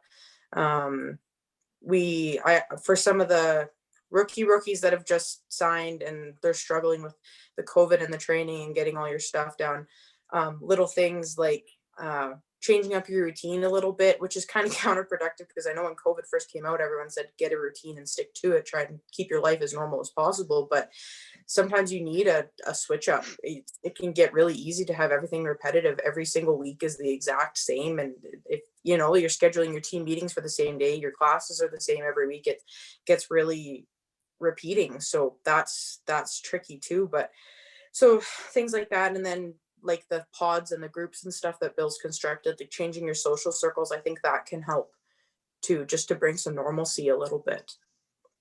Mm-hmm. Yeah, I'm going to kind of, I think, challenge a little bit of what Troy said. I would say as a coach, I wouldn't want to let them figure it out. I think that for me, it gives me anxiety as a coach because that means that they're sort of on their own. And I think the advantage we have is as much as you are isolated, you have a team. Like we literally have a team around us. And I think it for me as a coach, for those people that are struggling, you need to connect them in different ways. And I think the first one is just to listen to sort of where they are. They might just be somewhere where, they don't know what they don't know. And if I just say, wow, you don't know, you'll figure it out in a year, I feel like that's lost time. And I've just let them sort of go down a path without a leader. And I think, so you need to find out where they're at to start with, and then start to connect them. We give them other perspectives. Things like this where athletes are talking from different backgrounds, you start to see what you have in common. You start to see where maybe you differ, and maybe that athlete starts to sort of figure that out of, oh, this is what I'm lacking, or this is what I don't understand. But use the people around you. And then I think as a coach, as a leader, I think our best chance is to be able to create space for them to communicate. So you may have to facilitate this a little bit more. We may have to put you in a Zoom room and force you to talk to each other, or set up something for you to have sort of informal conversation, but it's being forced on you. I think we have to give them those opportunities, plus give them opportunities to give us feedback. I find that this is so tough because it's always me talking at them, talking at a screen and not getting much back. But there needs to be structures that they understand as athletes of, this is how I can give coach feedback. I'm going to text them. I can email them. We'll set up every couple of weeks, we'll have a chance just to talk informally. There's all these ways that I can give feedback back, because from my perspective, it just becomes one-sided. So I want to make sure that there is a plan for that athlete, and there is a place where they're going to go. Mm-hmm. So then, I mean, that's a good conversation. It's like to bridge that, the frustration level is maybe higher for the guys, and I think as Zach said, like finding the words to use in those situations is difficult, because we can just draw attention to something we don't like by drawing attention to it, right? The behavior, those kinds of things. And so like, I'm going to go back to that don't know what we don't know side of things. It's like, if I don't know what else to do, that's okay. Just recognize that in that moment, I don't know what else I can do. But that's also the definition of frustration, right? Is the difference between what I imagine happening and what is, right? And if that's the demonstration of frustration, then, I feel like, Dave, you just talked about how to maybe take it above that threshold, right? Don't know what else to do. But I think it's important that the words frustration come up, right? Like that, not only do I say, I'm really frustrated, or do I say the workouts need to get done, but I can keep doing it louder or stronger, or I can say it's really frustrating how little is happening right now. How come? Right. And I think that's one of those skills, if I'm not mistaken, Zach, you were alluding to, is trying to find those words, because we can't just do things together all the time, right? I can't physically pull somebody into the gym. I can't kick them in the butt. I can't shame them into compliance. Like, we've got to find and foster that motivation for someone to want to do something different than they're currently doing. And that's more challenging today than I think ever. Yeah, I think, like, to build on that, just like, especially with the people I haven't met on my team, you know, not understanding them as a person and not having had any experiences with them, and then talking to them and trying to get them to be motivated. You know, I don't know how they work. I don't know their likes. I don't know their dislikes. I don't really know much about them. So I think just talking to them would be even tougher, just because I don't have that connection with them. Mm-hmm. We're circling back to that connectedness as well, Mhm. right? So, Troy, how have you felt that connectedness with the guys that you played with? Like, what's that connectedness level been, and how have the people in the sport in general stayed or maintained that connectedness? Honestly, not that well. I think there's a couple people that, like, I talked to one, maybe two consistently from the previous team, but like in our group chat, like, it's either me, my coach, or our trainer talking, and it's really like one-sided. There's not much like um of other people talking. If it is, it's just like a thumbs up or something. And Mm, I mean, we don't really have weekly Zoom calls. I think we're gonna slowly start. Um, our mm, coach just kind of wanted to focus on just let them do their own thing right now, and we'll slowly start to build up our team bonding. So I think we have a Zoom call coming up in the next couple of weeks, but like, it's really one-sided right now, and I don't really know many of the new guys. Like, I've reached out to all of them just to add them into the group chat, but like, mhm. other than that, there's not much connecting there. Yeah, I think that's a generally difficult thing to do, even when you're face to face, Hmm. right? Where, just like new person in the gym, okay, new person on the pitch, okay, new person in the team, because they're gauging where they fit. You're trying to gauge where they fit. You fit with them. Like, there's a lot of those informal things that occur, and now it's just like, whoop, we'll just do it on a screen or through group chats and things like that. And so, like, I want to echo, like, just people are in different places, right? Hmm. And if we're all in different places, what's got us in different places, mentally, emotionally, physically, literally, geographically as well. you know those challenges can bring about, positive changes if everybody, or many of the people in sports, in the teams that you're on, in other sports as well, um, talk about the skills that the four of you have talked about.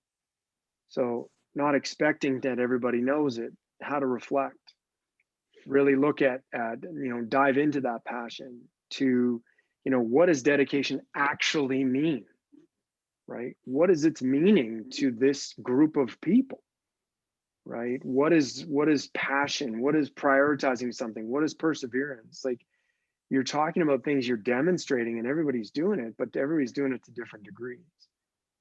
And what I hear you saying, all of you, is like, we need to have less variance in those degrees. That's all. We're just doing our best to try to get as little variance for people on the team as possible. That's not new to sport, right? We did that face to face or not, right? It's just how we take the approach to that addresses, I think, that addresses where people are, um, mentally, emotionally, physically, and then again, geographically as well. So, I wanted to, like, the others had shared questions that you thought maybe wanted to ask or to put out there. So I kind of wanted to offer that up as well, make sure that we address some of those questions, or if we have sort of addressed some of them. But I think that there were some really good ones, and so I'm really kind of nudging people to ask the questions that that they had suggested. So, where do you want to start? Throw them out there. Yeah, I can start, Matt. So I have a question, I guess, as a coach to the athletes. Um, when I reflect back for this with Matt, and kind of trying to really listened to what I've heard over and over. I've heard a lot of athletes talk about motivation. We consistently come to it. We've talked about it today about how that's what they're struggling with is motivation. And what I guess I'm wondering for you guys is, what are those things that increase motivation for you? What are those things you've found? And some of you have talked, Zach kind of touched on it earlier, but what are those things those days where you feel motivated, you feel like, let's go, let's train, let's connect with everybody, let's do this. What are those things that are driving that for you as athletes?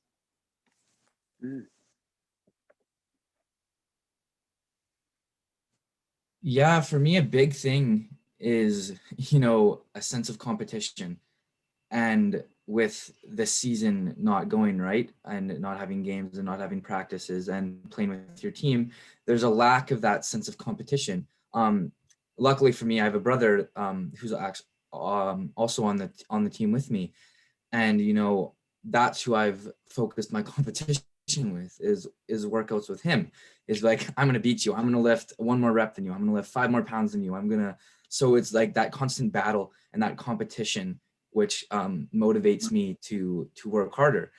And like another thing, which, it's tougher, but, kind of viewing, when I get back, how good am I going to be? How prepared am I going to be? Sitting down and just picturing that moment when I come back into the gym and I'm prepared, I'm ready. And, it's a tougher one because, it's not there. It's not active in your life right now. So it's kind of something you have to imagine and picture, but, it's just something, I view as, I want to come back and I want to be ready. I don't want to be, COVID, because COVID happened, I'm not as ready. I want to be like, because COVID happened, I'm more ready. So that's kind of the motivation for me. Nice. For me, it's kind of like your spot's not always going to be guaranteed. Like when I came in my first year last year, I was just some random guy from Winnipeg, and towards the end of the season, my coach said I was going to be maybe redshirted, but I ended up starting all the games pretty much, and I took my spot from a third year, so it's pretty much just kind of nothing's guaranteed. So when I'm out training and I need more motivation, I just think about like all these rookies that our coach is bringing in, and one of them could easily just take my spot if I'm not performing as good as I should be.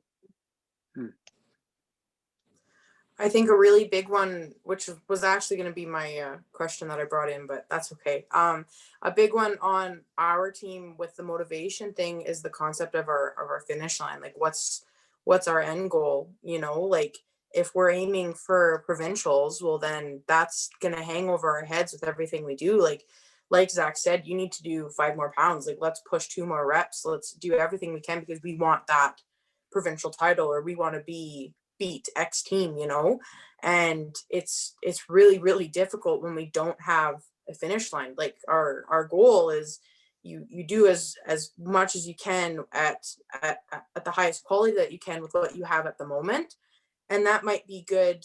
That might have worked for the first couple weeks or maybe a month even, but now it's just so much uncertainty, and without that finish line, without that final goal in mind, it can be really hard to stay motivated. So you have to make up little finish lines, but it's not the same. Like, oh, well, maybe we can increase our bench by so and so by this amount of time, but that's for what? When are we going to be able to get back in the gym? Why are we doing that if we don't know that we're going to be able to play? If we don't know if we're going to be able to play more than 2 teams, it's the little finish lines aren't the same as the big one, and it is hard to stay motivated.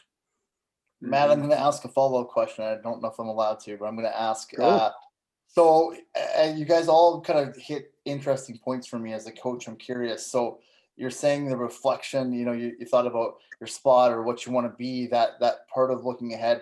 When do you find those moments? Do you have to, as an athlete, stop yourself and say, okay, let me find motivation today? Do they just pop in your head?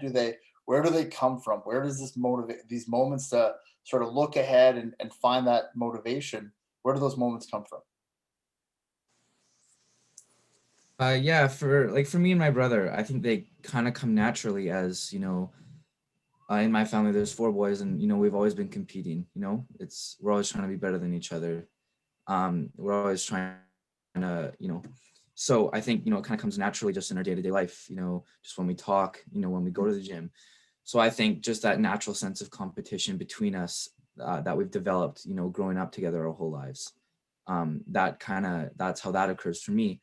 And then for the other part, the just kind of thinking about, when the season does come, how prepared am I going to be? I have to, take a seat and really just start to reflect and think about, why am I doing this? Like Madigan said, like, why am I training this hard? Why am I doing these specific volleyball workouts if I'm not going to be playing a volleyball game? So I think, I just have to take a seat and you think like, okay, it's most likely eventually going to come. What am I going to do about it? I have to just take a seat and, just really think about that event for when it's going to come. So Zach, do you plan those moments? Like, do you have in your training schedule, are there times where you're going to sit and reflect or look forward and find it, or you just feel it after a workout or after a Zoom call? Hey, now there's my motivation, or is it planned? Well, so I'm a big guy on meditation and, kind of taking moments to just be there in the moment. So yeah, I guess you could say they're planned, as in like, I try to create a routine of being able to, just sit down a couple times a day or even once a day, or, a couple times a week, whatever you can fit in to just, be and just, reflect and think and just be with your thoughts. So I think that's kind of where it comes from me. So it is essentially planned in a way, as I try to build into my routine. Yeah, that's great feedback, I think, as a coach and as someone that hears it all the time. Like, you have intention on your finding your motivation, and you intend to find it. So I think that's very powerful to hear from this perspective, to kind of figure out where athletes find the motivation. Yeah. Mhm. For me, I don't think it's really planned. In like a team setting when we're like working out or something, I think the motivation would just kind of come from like, if you're like in the weight room or something and you're not lifting the same amount as someone you think is better or you're better than, like you might use that as motivation. Like you'd think that like, yeah, I could probably lift that or even more or something like that. Or even on the field, like you could be faster than, or someone else could be faster than you, but you don't think they're better than you. Or like in just like a solo setting when you're just working out by yourself, I kind of just use the motivation where like I assume everyone else is doing the same workouts as me, so I kind of just think that I could do a couple more just to get past the basics and get past like just the recommended amount of sets and reps for a workout. So that's what I would kind of do. Mhm. I think my answer is a lot similar to Zach's. Actually, I'm really into meditation, mindfulness, and stuff like that too, and it does give you a good outlet to really sit down and think about, like, what do I want? Why am I here? How much am I actually willing to devote to this, even when there is no hypothetical finish line? But the other thing too with motivation is, I think because of COVID, for me, it's, if we have like group chats and Snapchats and stuff like that with the team, if I see that my teammates are working out or they're out doing whatever to develop their program, I'm like, that's awesome. They're doing the best with what they have. I can totally go do that too. Or, and then there's the other side of it too, which is the someone always has it worse than you kind of thing. Like, they have less resources than I am, but they're working twice as hard as me. So why am I not doing that? Like, what's holding me back? Why don't I have that motivation? So you sit down and you compare yourself a little bit, but I think that's just naturally my competitive side is comparing, but not never negatively. Like, they're doing awesome, they're doing great, I want to go and do great too. I want to push my limits, and if they can go and do that, then I should be able to do that too. So part of it is a copycat sort of thing, a visual thing, and then the other is like an intrinsic mindfulness. You sit down and think about what. Mhm. I want to. Yeah, there's actually one more thing. Go ahead, Zach. That I wanted to add to that with motivation. I think a big thing, it's something I actually kind of just recently learned about, is your why statement. Is why are you where you are? Why are you doing what you're doing? I think that's something that has helped me stay motivated, because, you know, it gives you a sense of purpose. Because if you don't know why you're doing something, like we've mentioned, like during COVID, you know, why am I training? Why am I doing all this? You know, that's where you find your lack of motivation. But once you do find your why statement to why you are doing something, that's where you can start building your motivation. It gives you a strong foundation to build your motivation on. So I think that's something really important that athletes should take to heart, is, you know, why are you doing this? And, you know, to sit down with yourself and figure out your why statement, I think is really important. Mm-hmm. When you dive into that kind of question, it's not a quick answer, is it? No, not at all. Oh, and and they're different. Like each of the motives, you've each drawn attention to different motives, and I think it's really important. Is, you know, I'm gonna ask Dave a question here around, you know, the multidimensional nature of motives and motivation for a person is to figure out, you know, not just that this is what they do in sport, right? They're a basketball player, they're a volleyball player, they're a soccer player, they're a hockey player. No, it's like they're a person first. And as a result of being this person, I want to help understand and come to an understanding of how multidimensional their motives actually are. Right. And so, Dave, what are some ways that you've found for athletes that question, I guess, maybe guides them in the direction of answering their why? Yeah. What are some ways that you found? Yeah, I think it's been interesting. Over the last few weeks, we've done something where we've actually given them homework to expand, like fine, because we started talking about, you know, life as an athlete and what's outside of just you as an athlete. And right now, for the last year, like that's been my identity has been I'm a post-secondary athlete, but I haven't got to be able to do that. So how do you start to look at what else you are? And a lot of them, when you ask, well, what are your other hobbies outside of sport, they just stare at you on Zoom quietly because they're not sure. So what we started to do was we started as speakers and bring in people to talk to the team. We started going other places. We started talking about finances and financial planning, which has never been a thing, but now it's a thing we want to talk about. We started to encourage them to try other hobbies. So their homework one week was to go and see what they could find. And some of them found, you know, adult coloring books, or they found, you know, they refound an instrument they liked, or they started reading, or whatever it was. Start kind of encouraging them to go there. And I think the other thing was trying to get them to tell their stories, because there's a lot of that can be learned from that. And, you know, I keep hearing about connectedness today, like letting those athletes sort of share who they are and share what makes them that. And that's where those connections will come more naturally. I can't sit you in a Zoom room and say, connect and become a team and okay, go, I'll see you in 20 minutes. You're going to figure it out.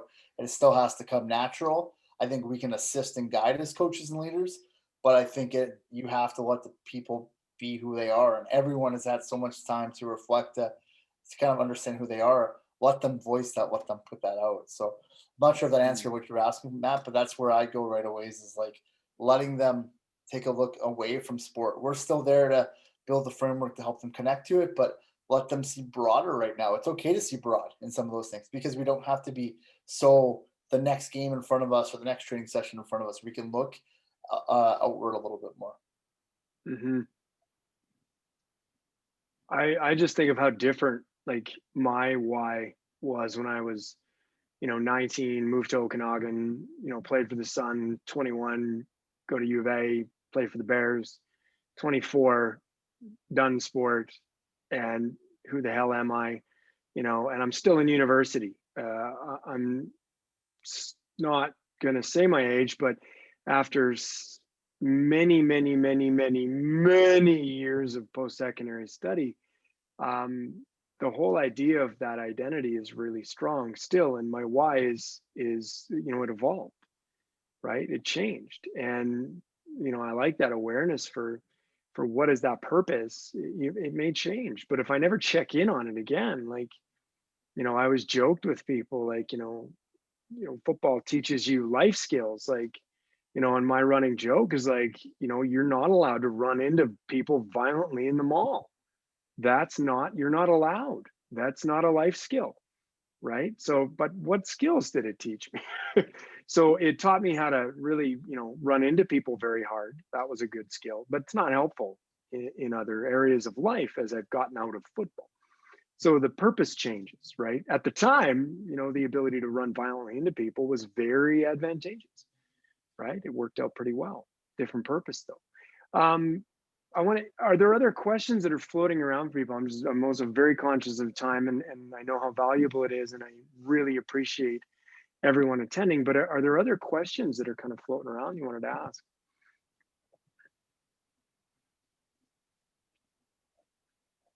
I maybe have one little question. I just wanted to go around and ask, what are everybody's, little, techniques or little things they do to keep them positive and have a healthy mindset, whether it's just like checking in with yourself or just, a quick meditation here and there.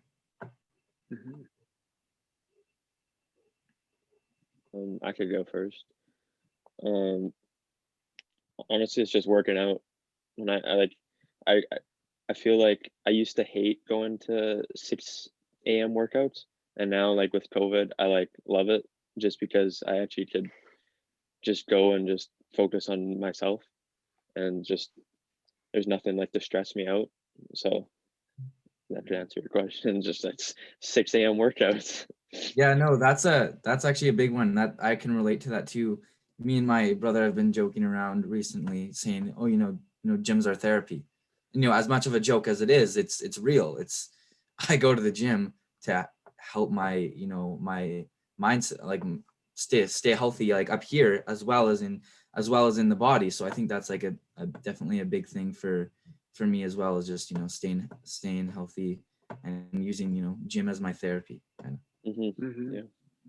Mm-hmm. I agree with that for sure. And I think I've struggled with that a lot because the access to gym or gym resources that I have now compared to what I did a year ago is flipped upside down pretty much. And I don't get the same gym therapy from it like I used to. Yeah. There's something different between going to your basement and swinging a kettlebell around compared to actually driving to the gym, and you're in the gym, and you have a different mindset there in a different space. And the other thing for me too is I have so much time to find other things like new meditations or new meditation styles, or you go through mindfulness stuff that you didn't have time to dig into before, and other things like that, just becoming more self-aware, I think. Mm-hmm. Yeah, to build off that, I like that idea of kind of discovering new things. I think being having a plan to do things and then achieving them, that little achievement, whether that's, hey, I'm going to do meditation today, or hey, I'm going to learn how to bake sourdough bread, which I did not do, but maybe that's something where you feel like, hey, I've got accomplishment. I felt like I've achieved something. I think that's a good one. And I mean, connecting with others, sometimes it's good to connect with people that are not in that situation. So, we all have our friend groups in other places, connect with them as well. Just go have a conversation with a family member or a different friend about something else, kind of escape it a little bit, I think has been a good one for you.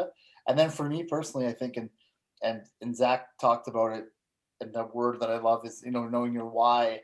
I think reminding yourself of why you're doing it each day, whether that's a little life mantra, or that's, something where there's a moment of reflection, whatever, that's journaling, that's whatever it can be for you personally, meditation, those things. I think that's important. I think for me, I have, just a quick moment, I'll write down on a piece of paper or on my laptop or on my phone somewhere, with just something I'll look at and go, okay, that's what's driving me. That's kind of what makes me who I am, and that's what pushing me forward. So using those little tips and tricks like that, I think are important, just to give you that quick boost. Sometimes to look at that mantra, that quote, that picture, that video, whatever it is, that little thing that kind of gives you that charge of, okay, I'm ready to go. I can do this. Mm-hmm. Mine, I guess, is finding another way to express myself.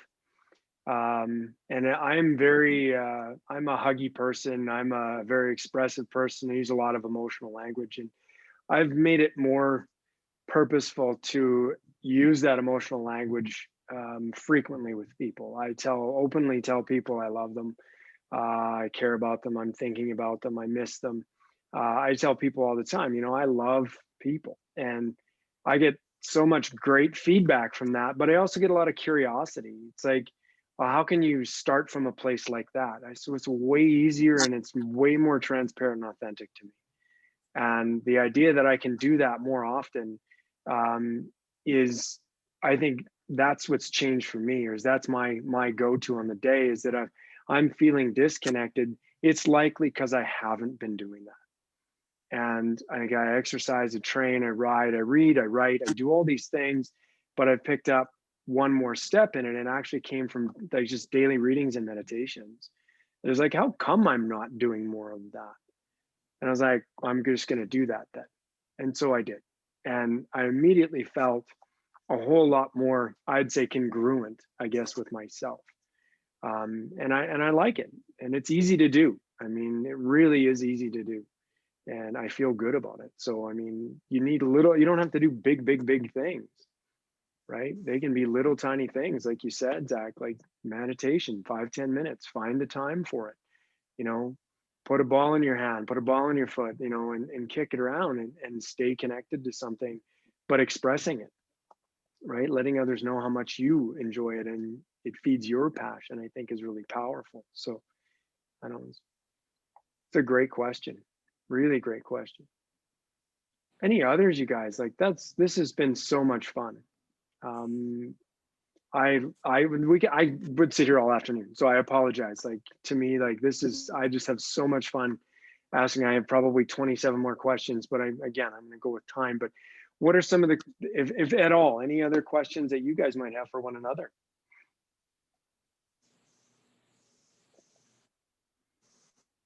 Maybe just a fun one to finish off. You know, what are some fun hobbies or random things that you've picked up during COVID? I can start off with mine.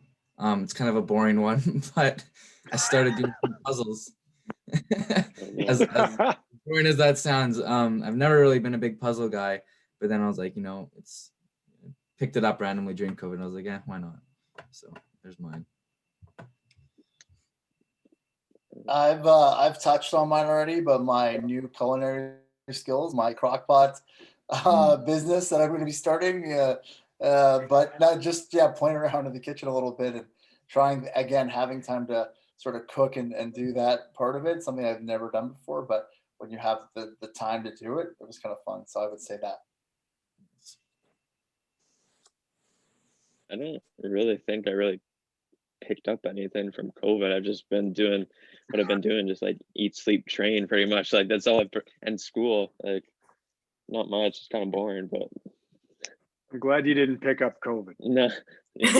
Thank you. This is excellent. I didn't pick up COVID. Madigan, what about you? I had a couple plants in Fort Mac last year, and the ones that didn't freeze when I drove home, I took them to my new apartment in Grand Prairie, and I slowly get one every time I go out, like groceries or Home Depot or whatever. And now my apartment is an entire botanical garden, and I'm running out of space. So the last few weeks has been trying to find more space for more plants, because there's obviously never enough. But yeah, I'd probably call it an addiction at this point. It's past a hobby. Mine came from my kids, hanging out with my kids and coloring. There have been many times where we were at the kitchen table coloring and they leave and I don't. I'm still there coloring a Hello Ninja coloring book, or like I'm drawing different pictures. I'm printing them off the internet and they're like, oh, thanks for printing that for me. I'm like, yeah, it's for you. So I've got cartoon Deadpool. I'm trying to draw him, you know. So something I had not done in 30 years. So is that why you got us to draw the dinosaurs, to see if yours was better? Yeah. Yep. And I was way better than all of you. I still need to compete, Zach. Let me win. Well, I want to say thank you to all of you for taking the time and sharing so openly, and I appreciate it. I hope it's been as valuable for you as it has been for me. And so any parting thoughts, wisdom for those that will hopefully have a chance to watch this? I think it's really cool that we had athletes from different sports and then also the coach aspect. So thanks, Dave. It's nice to hear your side of things, because I know as an athlete, it's really easy sometimes to get consumed in my life and maybe my teammates, and we don't always think about coaches. So you're struggling also, and I know lots of other coaches are. So it's nice to see your side of the story too. Yeah, thanks, and I appreciate that. And I think I would flip it on the other way and say, for any coach or leader listening to it, like, really listen to what the athletes have said, because there's some great stuff in there. And I think as coaches, you want to know where everyone's at. And I think there's some common themes, and you hear about connecting, and you hear about motivation, and these are things that are with everybody. And again, like Maddie just said, we're different sports, different focuses, but a lot of the exact same issues. So I think as any coach or leader watching, like, really go back and listen to what they're talking about, because I guarantee your team or your group or your athletes are going through the exact same things that we're talked about here. Mm-hmm.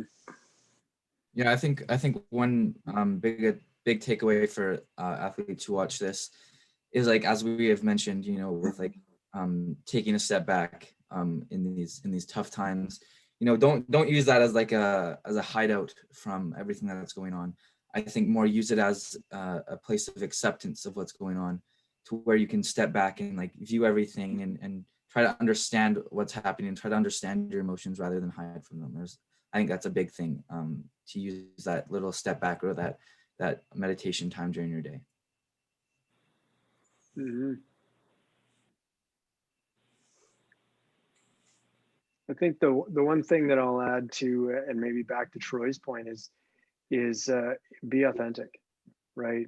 And that he shared his frustrations, openly, and I think it's awesome that we can be authentic and we can be, upfront and always be curious and looking for different ways to be able to continue to not only cope. We're not interested in just kind of just making it, right? We're interested in thriving. And if we can be that beacon for someone on one day, and then we need the beacon from someone else the next day, then we're just going to be scaffolding to a stronger place, whether it's athletes from other sports, whether it's athletes from your own team, whether it's peers that you've played with in the past, other coaches you've connected with.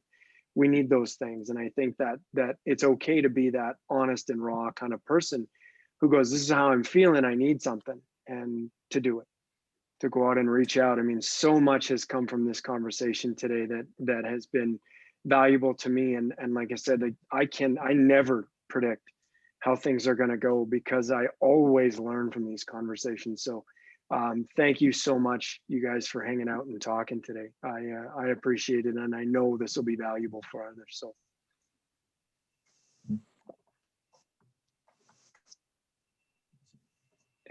Thank you.